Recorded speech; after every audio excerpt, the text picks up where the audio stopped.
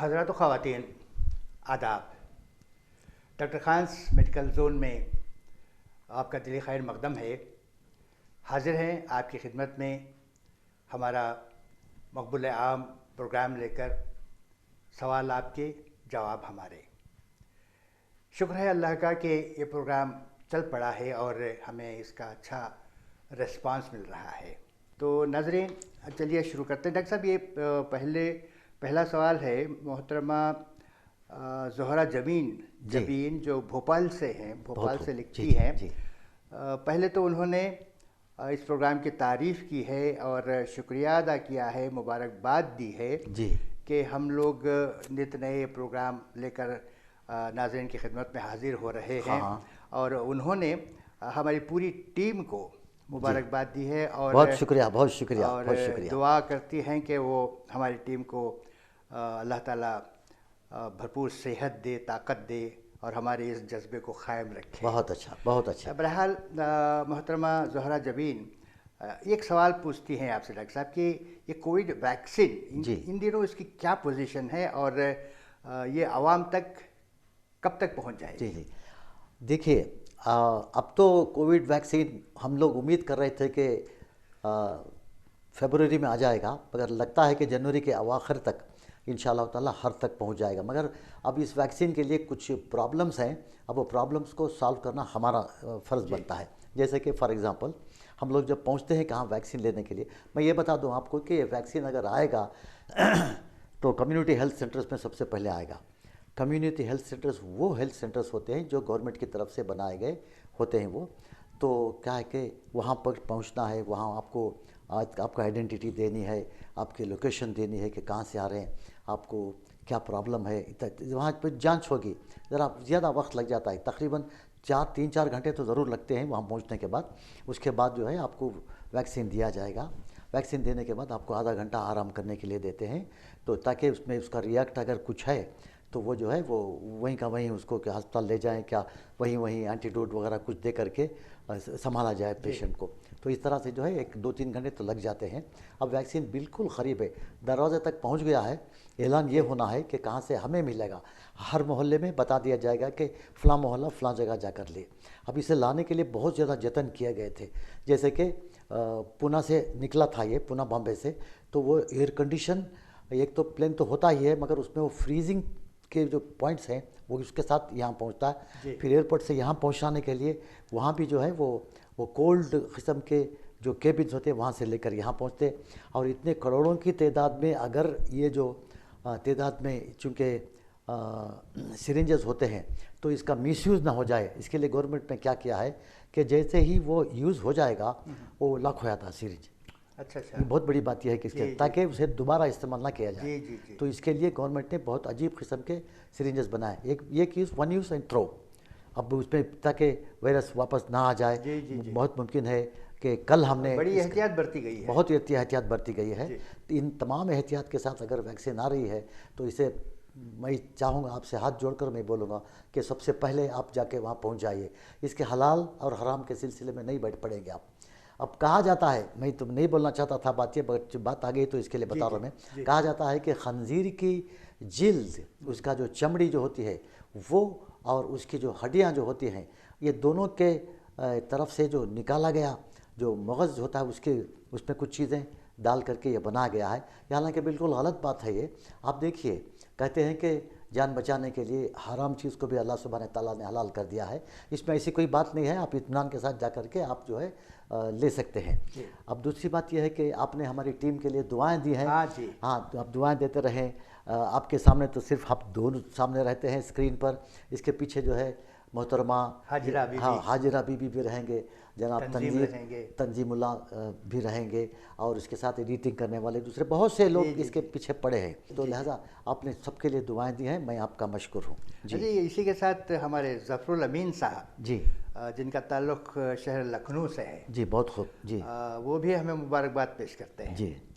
ज़फ़रुल अमीन साहब लखनऊ से मुबारकबाद पेश करते हैं और इस नौइयत के प्रोग्राम्स को मुरतब करने के लिए उन्होंने हमें एक कारनामा अंजाम देने के मुतरादिफ समझा है। माशाल्लाह जी माशाल्लाह, जी। बहुत बहुत बड़ी बात। तो जी हाँ, ये हमारे लिए बड़ी फ़ख्र की बात है कि ज़फ़रुल अमीन साहब ने हमारी सराहना की और हमारी हौसला अफजाई की है। जी और इसके साथ फिरदौस बेगम साहबा, इन्होंने अपने शहर का नाम तो नहीं लिखा, जी मगर दुआगो हैं कि अल्लाह ताला हमारी इन कोशिशों को रायगा ना करे, आमीन आमीन।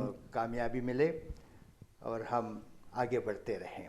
जी इसके जी साथ ही एक सवाल है डॉक्टर जी साहब, जी जी ये है मोहम्मद साबिर साहब, जी। जो अजमेर, हिंदुस्तान में एक अजमेर शहर है, हाँ हाँ, तो वहाँ से, अजमेर शरीफ की बात, अजमेर शहर, हाँ अच्छा अच्छा अजमेर अच्छा अच्छा शहर से, अच्छा। तो साबिर साहब हैं, वो पूछते हैं कि उनकी बेगम का वज़न 100 किलो से ज़ायद बताते हैं। अच्छा और साथ में उन्होंने ये भी लिखा है कि उनका खाना बहुत कम है, फिर भी उनका वज़न बढ़ता ही रहता जी है। जी, अच्छा सवाल है। और इन्होंने पूछा है कि इसकी वजह क्या हो सकती है, और तफसील इसकी बताएं और मशवरा भी दें, और अमल करने की बात भी कहें कि किस तरह ये इनकी इल्लत दूर हो सकती है। हाँ जी, अच्छा सवाल तो बहुत अच्छा है। इस तरह का जो प्रॉब्लम है आपकी बेगम को ही नहीं बल्कि, क्या नाम बताया था आपने? साबिर साहब, मोहम्मद साबिर साहब। हाँ साबिक साहब, ये आपके बेगम का ही नहीं है, बहुत से लोगों का प्रॉब्लम है ये। एक बात ये है कि जब तक बैलून में हवा नहीं फूकी जाएगी बैलून फूकता नहीं। तो जब तक आप ओवर ग़िज़ा नहीं खाते तब तक आपका वज़न नहीं बढ़ेगा। लेकिन ये लोग मानते ही नहीं भाई, ये क्या कुछ भी करो, मैं इतना सा खाती हूँ, एक रोटी खाती हूँ इस तरह से, मगर वो उस वक्त की बात करते हैं जब तक कि ये फूक कर फुगा नहीं बन जाते, उसके बाद के एहतियात से कुछ फ़र्क नहीं पड़ने वाला। जो जब उनका जिस्म दुबला पतला रहता है तब से ही अगर वो कंट्रोल करते तो बहुत बड़ी बात होती थी। बहरहाल तो कहना क्या है कि 3-4 चीज़ों के लिए आप अवॉइड कर लेंगे। नंबर 1, किसी भी सूरत में आप जो है मीठी चीज़ को नहीं खाएंगे। चाहे मीठा फल ही क्यों ना हो, मीठी शक्कर क्यों ना हो, मीठी चाय क्यों ना हो, मीठी कॉफ़ी क्यों ना हो। ज़्यादा से ज़्यादा 2 कप आप चाय लेंगे बस वो। उसके बाद चावल का इस्तेमाल बिल्कुल नहीं करेंगे। चावल से भी जो है बहुत ज़्यादा उसमें प्रोटीन होती है, तो लिहाजा चावल से भी वज़न बढ़ सकता है। दूसरी बात यह है कि आप आहिस्ता आहिस्ता करके आप जितनी भी ग़िज़ा खा रहे हैं उसमें 50% कम करते चले जाएं। 50% यानी मतलब आप समझो 4 रोटियां खाती हैं तो 2 पे आ जाएं, 2 खा रहे हैं तो 1 लें। उसके बाद चावल जो है मुट्ठी भर लें, और जो भी गोश्त वगैरह खाएंगे, चाहे मुर्गे का हो, चाहे बकरे का हो, या किसी और जानवर का क्यों ना हो, सिर्फ 1 पीस लें आप। वो 1 पीस, उसे भी चर्बी नहीं लगी हुई वो पीस लो। और सालन में बहुत ज़्यादा चिकना, जिसे शुमाली हिंदुस्तान में तरी कहा जाता है, तो इसको यूँ हटा के वो उस तरह से लेकर के आप खाएंगे तो बहुत बेहतर। और मैं ये कहूँगा कि कहते हैं कि नाश्ता जो है सबसे ज़्यादा होना चाहिए, लेकिन मैं आपको मशवरा दूँगा कि आप नाश्ता बिल्कुल नहीं खाएंगे। और उसके बाद दोपहर को 1-1:30 बजे जो भी खाएंगे इतना खाइए कि जितनी भूख बाकी रहे। हुज़ूर सल्लल्लाहु अलैहि वसल्लम ने भी यही कहा है कि आधा पेट खाया करो ताकि आधा पेट बाकी रहे। तो ये उसूल पे अगर हम अमल करते रहें तो आपका वज़न बहुत घटता रहेगा। इसके बावजूद 2 किस्म के टॉनिक्स, और उसके अलावा क्या है कि कुछ दवाएं हैं, उस तरह से खा करके आप ये कर लेंगे तो अल्लाह का करम हो जाएगा। न्यूट्रिशन सप्लीमेंट बोल के एक तरह का पाउडर मिलता है, ये न्यूट्रिशन सप्लीमेंट, उसे अगर पानी में मिला करके सुबह को 4 चम्मच पी लेकर, 4 चम्मच पानी में मिलाकर उसे हलाते हलाते रहेंगे तो गाढ़ा होता जाएगा। इससे पहले कि वो गाढ़ा हो वो उसको ऐसे ही पी लें आप। अब उसके 4 घंटों के बाद आप जो है खाना खाएंगे, वो भी आधा पेट। इस तरह से करेंगे तो ठीक है। थोड़ा चला करो, चलता फिरा करो, काम बैठ के लोगों को, बच्चों को से काम कराने के बजाय आप खुद ही उठो, जितना हो सकता है आप चलो। चलने के किचन तक गए, हाल तक आए, चले फिरे, इस तरह से कुर्सी पे धम से बैठ गए और बच्चों को ये बोला वो बोला, इस तरह से नहीं करेंगे। तो ये करेंगे तो भी अल्लाह का करम हो जाएगा, आपका वज़न भी थोड़ा कम होगा। मगर दयानतदारी के साथ बोलेंगे आप, दयानतदारी, आपको जो है बोलना नहीं है, चोरी से बिल्कुल नहीं खाना है। आप जो है, आपका जो सर है जिसको कहते हैं, आपका जो वजूद है वो सारे फैमिली के लिए बहुत इंपॉर्टेंट वजूद होता है। अब उस फैमिली का ख्याल रखते हुए आप जो है अपने आप को कंट्रोल करेंगे, वरना एक ओबिसिटी के तरफ से सबसे पहले तो आपको बीपी आ जाएगा। मैं समझता हूँ अब तक आ गया होगा, आपके शौहर ने बीपी का नहीं लिखा है उन्होंने बीपी के मुताल्लिक़, तो बीपी तो आपको आ गया होगा। और शुगर सड़क यानी मतलब दरवाजे पे खड़ा हुआ है। अगर दोनों भी चीज़ें आ जाती हैं तो बड़ी मुश्किल में आ जाएंगे आप। तो लिहाजा आपको जो है जितना कम हो सकता है उतना कम खाएं, और जितना ज़्यादा मेहनत हो सकती है उतनी मेहनत करें। तो आपकी कंडीशन आप ऐसी हो गई है कि एक 60-70 साल के किलो की एक लड़की जो है अपने दोनों हाथों में 10-10 किलो की वज़न की बैग लेकर के आप चलती हुई तो बड़ी मुश्किल होती है। उठना बैठना वगैरह सब कुछ मुश्किल होता है। अब वज़न कम करने के लिए क्रैश डाइट को आप कभी नहीं जाएंगे। Crash diet is very very bad, जिसकी वजह से आपके बाल गिर सकते हैं, आपकी आँख की रोशनी जा सकती है, आपके जिल्द पर झुर्रियाँ आ सकती हैं। लिहाजा आहिस्ता आहिस्ता बदन में कमजोरी पैदा होती जी जी जी थोड़ा थोड़ा करके आप कम करते जाएं तो अल्लाह का फजल हो जाएगा। अच्छा डॉक्टर साहब, एक जनाब शाहिद अली ख़ान साहब हैं जी। उन्होंने भी अपने शहर का नाम नहीं लिखा है मगर ढेर सारी दुआएं दी हैं। बहुत खूब शुक्रिया और शुक्रिया। अपने नेक ख्वाहिशात का इजहार भी किया है जी। और उन्होंने कहा कि इस सिलसिले को जारी रखें, बहुत कारामद बातें हमें जानने को मिलती हैं। तो ये एक सवाल है डॉक्टर साहब जी। ये मुजफ्फर अली साहब हैं, गानापुर बिहार से जी ताल्लुक़ जी रखते हैं। जी जी जी। वो पूछते हैं कि वो सिगरेट बहुत ज़्यादा पीते हैं, अच्छा अच्छा अच्छा। इतना ज़्यादा कि उनके होंठ काले पड़ने लगे हैं। ओहो अच्छा। और बावजूद इनकी कोशिश के वो इस लत से छुटकारा नहीं पा रहे हैं। तो कोई ऐसा तरीक़ा आप बताएं या कोई इसका इलाज है, किस तरह वो इस सिगरेट नोशी से नजात पा सकते हैं? जी जी जी। ये देखिए तकरीबन मैं समझता हूँ कि 80% दुनिया की जो आबादी है वो इस तरह की लत में लगे हुए हैं। अब इसको निकालना आसान तो नहीं है मगर कोशिश ज़रूर की जा सकती है, इंशाल्लाह सही हो सकता है। देखिए 2 तरह के लत होती है, लत जिसको एडिक्शन जिसको कहते हैं। एक तो ड्रग एडिक्शन है। ड्रग एडिक्शन को वो रिहेबिलिटेशन सेंटर में जा कर के करने से तकरीबन 9 महीने लगते हैं इनके जिस्म से वो टॉक्सिसिटी के इफ़ेक्ट को ख़त्म करने के लिए, पूरे 9 महीने। तो 9 महीने तक जो है वो पेशेंट को साथ रखेंगे, उसके पीछे रहेंगे, ये बोलेंगे वो बोलेंगे। तो अब ये जो आपका जो सिगरेट का जो का जो प्रॉब्लम है ये निकोटीन की वजह से हो रहा है। तंबाकू में निकोटीन ज़्यादा होती है, इसके लिए आपको 3 महीनों की ज़रूरत पड़ती है उसकी टॉक्सिसिटी जिस्म से निकालने के लिए। तो 9 महीने और 3 महीने। अब यहाँ इसका इलाज मुमकिन है? हाँ, यानी मुमकिन तो है, 100% मुमकिन है, ऐसा नहीं है कि नहीं हो सकता। इसके लिए कुछ तदाबीर हैं, मैं आपको कुछ बोलूँगा, उसके बाद आपको बोलूँगा दवाएँ कौन सी लेनी है आपको। नंबर 1 तो क्या है कि आप सिगरेट की पूरी पैकेट आप जेब में बिल्कुल नहीं रखेंगे, सबसे पहला ये। दूसरा, अब क्या है कि आप अगर सिगरेट की पैकेट इत्तेफाक से रखते हैं तो माचिस नहीं रखेंगे, ताकि उसको सुलगाने के लिए माचिस की ज़रूरत पड़ती है तो आप बाहर जाना पड़ता है, इस तरह से तो वक्त टल जाता। तो उस तरह से है। और दूसरी बात यह है कि चंद दिनों तक आप सिगरेट की पैकेट रखेंगे, मैच बॉक्स नहीं रखेंगे। उस चंद दिनों के बाद क्या करेंगे, आप सिर्फ 2 सिगरेट इसमें रखेंगे, 2 सिगरेट तो जेब में रखेंगे। एक सिगरेट आप पिएंगे, अब एक 4-5 घंटों के बाद दूसरा सिगरेट पिएंगे आप, तो उसके लिए भी आपको माचिस रखने की ज़रूरत नहीं पड़ती। तो माचिस अगर नहीं है तो जो है वो सुलगना मुश्किल हो जाएगा। मुझे एक बात याद आती है डॉक्टर साहब, यहाँ बड़ी अजीब बात है, इंसान चाहे तो अपनी क़ुव्वत इरादी से भी इसको तर्क कर सकता है। हाँ बिल्कुल। तो हमारे एक दोस्त शायर हैं जी, जिनका नाम मजीद जौहर है जी, बहुत सिगरेट पिया करते थे वो। जी। इत्तेफाक से कहीं करीब अल्सूर लेक से गुजर रहे थे वो। बेंगलुरु की बात कर रहे हैं? बेंगलुरु की बात कर रहा हूँ। जी, अल्सूर लेक जी। एक अच्छा मुकाम है हाँ, शहर बेंगलुरु में। वहाँ से गुजर रहे थे तो बरसात शुरू हो गई। जी, बरसात शुरू हो गई, एक दरख्त के नीचे खड़े हो गए तो उनके साथी 2-4 लोग भी खड़े थे। इनको तलब उठी अच्छा सिगरेट की। इत्तेफाक से उनकी जेब में माचिस नहीं थी, ओह, जैसा कि आपने कहा माचिस नहीं थी। ये सबसे माचिस तलब करने लगे। हाँ, तो किसी के पास माचिस नहीं, तो झट से उनको दिमाग में ख्याल आया कि क्या मैं इतना मजबूर हूँ बहुत खूब, वाह एक वाह सिगरेट के लिए हाँ, 4 लोगों से माचिस दरियाफ्त कर रहा हूँ। हाँ। तो उन्होंने सिगरेट फेंका पैकेट और उस दिन से आज तक उन्होंने सिगरेट नहीं पिया। बहुत खूब, वाह वाह, बहुत ज़बरदस्त मिसाल है ये। जी, जी। तो जो है ये जो है क़ुव्वत इरादी भी हाँ ये जी। करता है। आप लोगों को सोचना चाहिए कि आपके बाद कौन कौन लोग हैं, आपकी बीवी है, बच्चे हैं, बहन हैं, अब भाई हैं, सब ख़ानदान के लिए आप एक मिसाल हैं, एक आपकी ये ज़रूरी है आपकी पर्सनालिटी। तो क्या है कि आपको ये सोच करके उन लोगों के लिए आपको जीना है, आप ज़रा हटा लें।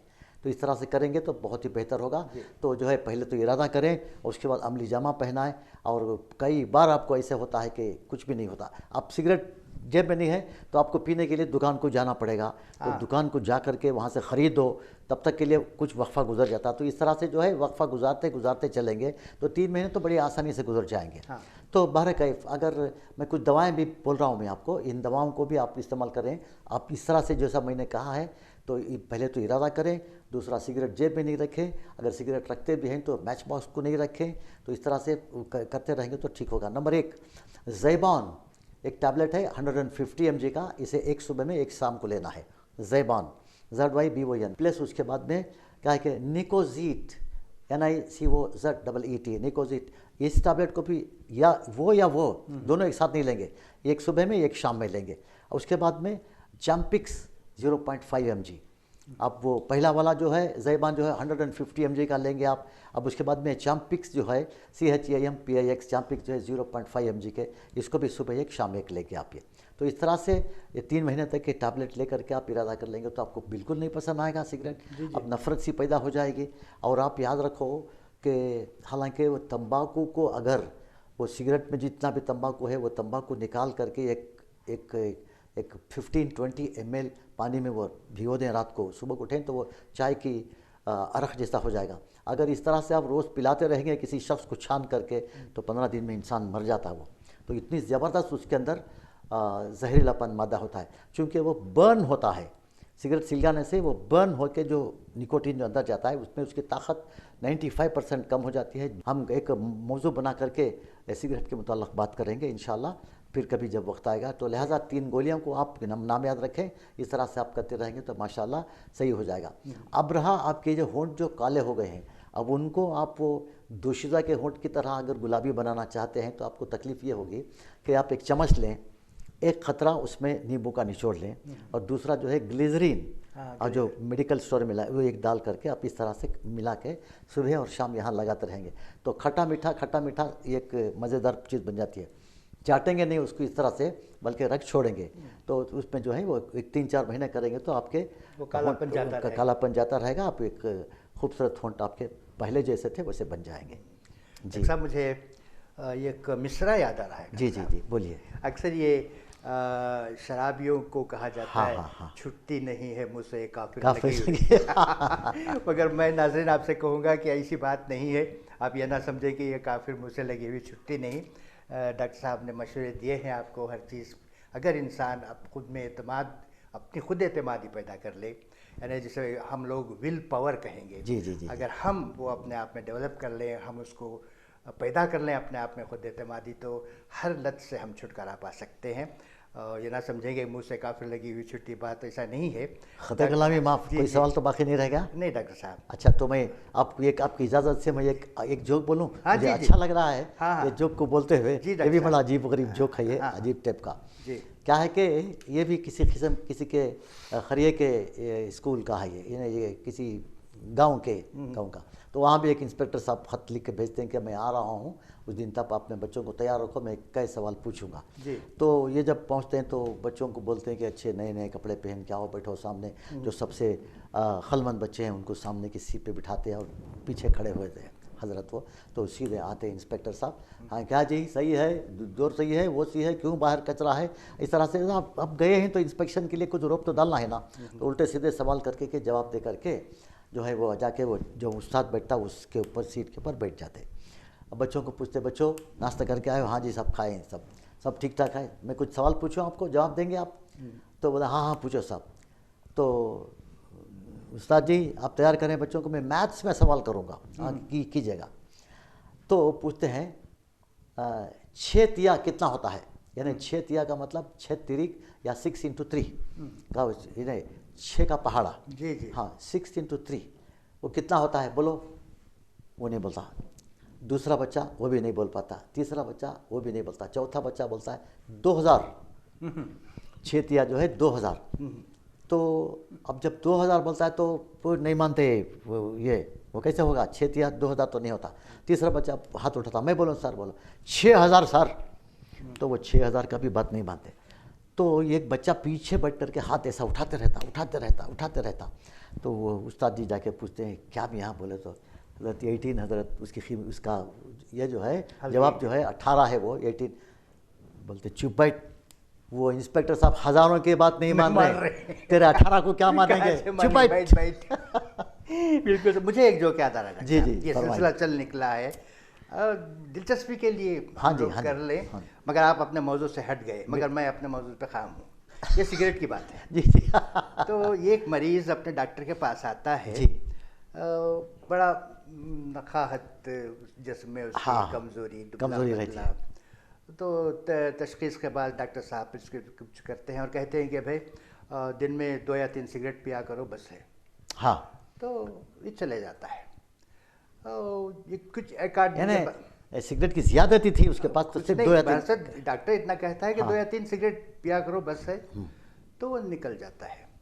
उसके बाद एक आध दिन बाद आता है तो और लागिर है, हुँ, और लागिर है। तो डॉक्टर साहब पूछते हैं कि भी क्या हुआ, मेरी दवा बाकायदा ले रहा हूँ डॉक्टर साहब, 3 सिगरेट भी पी रहा हूँ मैं। पी रहे हैं आप? तो फिर पूछता फिर इतनी कमज़ोर क्यों पड़ गए? तो बोलता है डॉक्टर जी। साहब मैं पहले सिगरेट नहीं पिया करता था, आपके कहने पर 2-3 सिगरेट पीने लगा हूँ। तो ऐसी बातें भी हो जाती हैं। जी, जी, बरसत जी, जी। नाज़रीन, हम इंशाअल्लाह हमसे उम्मीद रखें कि हम इसी तरह इस प्रोग्राम को मालूमाती के साथ साथ दिलचस्प भी बनाते जाएंगे। अगले एपिसोड तक के लिए हमें इजाज़त दें। खुदा हाफिज़। खुदा हाफ़िज़।